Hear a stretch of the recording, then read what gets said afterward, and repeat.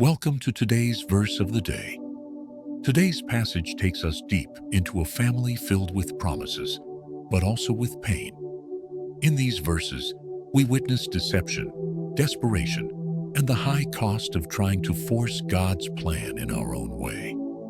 Let's explore Genesis 27:1-46 together.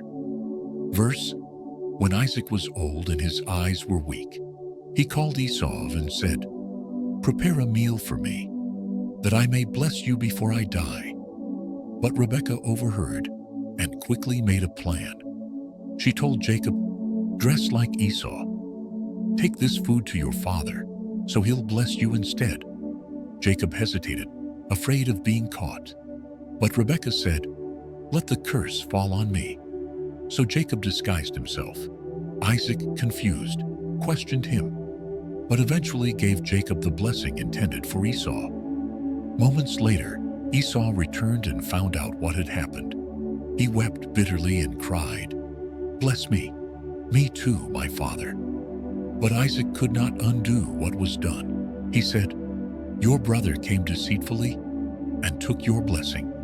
Esau held a grudge. He said in his heart, "After my father dies, I'll kill my brother." Rebekah warned Jacob and sent him away, hoping time would ease Esau's anger.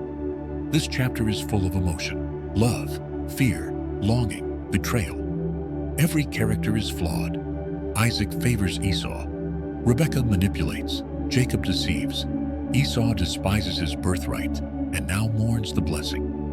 And yet, God's plan still moves forward. Jacob receives the blessing, just as God foretold. But the way it happens brings pain, division, and exile.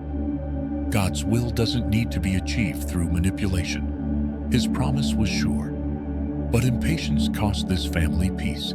Still, even in the mess, God works. He doesn't abandon Jacob. He will redeem even this broken moment.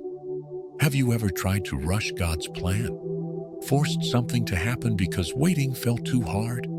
When we take matters into our own hands, we may get the result, but often with regret. God's promises are never dependent on deceit. They are built on trust, timing, and obedience. Take time today to surrender your plans. Ask God for the faith to wait and the wisdom to act, only when led by Him. Not fear, not pressure. Thank you for being here today. If this passage reminded you of the cost of control, share it with someone who's struggling to trust God's timeline. His blessing is secure. We don't need to force what He's already promised.